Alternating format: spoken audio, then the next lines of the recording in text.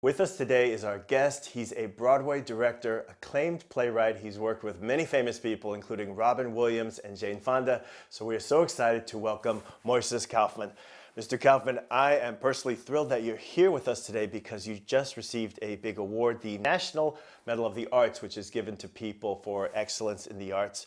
What was it like being at the White House? What was exciting was that there were several people getting the award, and some of those people are people that I've admired all my life, like Mel Brooks or Philip Glass or Sandra Cisneros. So there was a really great sense of camaraderie between all of the recipients. And I love President Obama, so it was really wonderful to receive it from him. I believe you grew up in an Orthodox Jewish family in a socially conservative country, Venezuela, where the machismo ethic is still prevalent. What was that like for you as a gay kid? The difficulty was that there were no role models. So there wasn't anybody that I could look up to. And the hard part, I think one of the things that has gotten better is that now there are more role models, even in Latin America. But I remember very vividly the first time I found the word homosexual in a dictionary, being delighted because I thought, oh, there must be one other person in the world who's a homosexual because there's a word for it. And of course, I thought that that person was Merriam-Webster because with a name like Marian, he had to be homosexual. I think that any person who has had the experience of coming out will tell you that it's a process. It's a process for the person coming out, and it's a process for the people who you're coming out to. They have to learn how to handle it. They have to learn how to deal with it. In my case, because I did it so publicly, and because so much of my work deals with, issues of sexuality and issues of gender identity and issues of community, I think that my parents had to learn how to handle it and learn how to deal with it. And look, at the end of the day, you know how Latino parents are and how Jewish parents are. They're very proud, and I think that kind of pride ameliorates a lot of the process. But I can complain. They were very supportive. Mr. Kaufman, I'm very sorry to hear that your father recently passed away.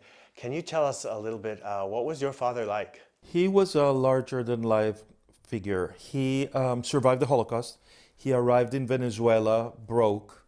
He started a business, did well for himself, and but he taught me a lot about crossing oceans to start new lives, and he taught me a lot about being self-reliant and about not being worried about having large dreams.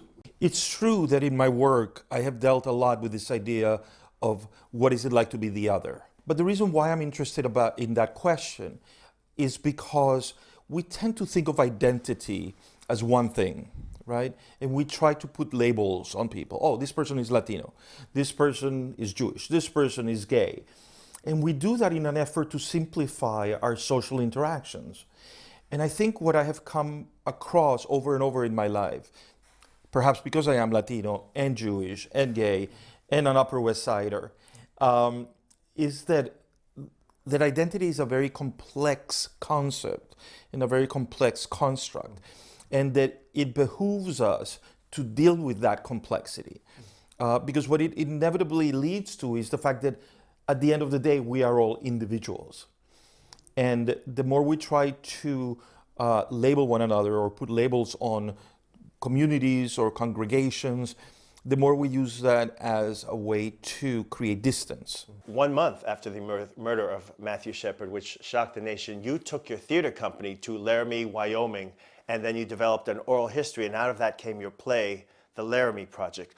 Can you talk a little bit about what that experience was like? Well, the community of Laramie was in shock. It was at that time a 25,000 people town, and they never expected a murder like that to occur in their midst.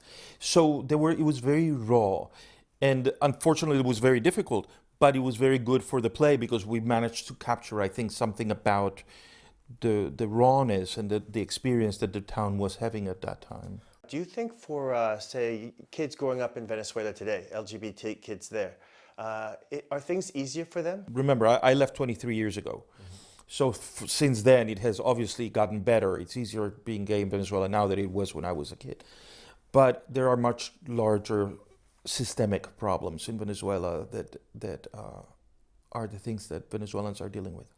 Well, I always say two things to to kids in that generation. One is it's always better to be out of the closet for a number of reasons, most of which have to do their well-being, their individual well-being. I always give them advice to do it carefully. If they're going to get kicked out of the house, if they tell their parents they're gay, don't do it, wait. So they have to be smart about it. But I think that they also have, I always encourage that generation to have an awareness that coming out is not only an individual act, but it's a political act. This question about are things getting better for the LGBT kids is a very complicated one, because on the one hand, yes, they are getting better. The kids have many more role models. The kind of oppression that they're subjected to has changed. Having said that, there's still a great deal of bullying. There's an epidemic of bullying in high schools, especially against LGBT kids. The suicide rate amongst LGBT kids, the rates of depression are still very, very high, much higher than in their heterosexual counterparts. So I think that, yes, things are better, but there's still a great deal of work to do. Hey, NBC News fans, thanks for checking out our YouTube channel. Subscribe by clicking on that button down here, and click on any of the videos over here to watch the latest interviews, show highlights, and digital exclusives. Thanks for watching.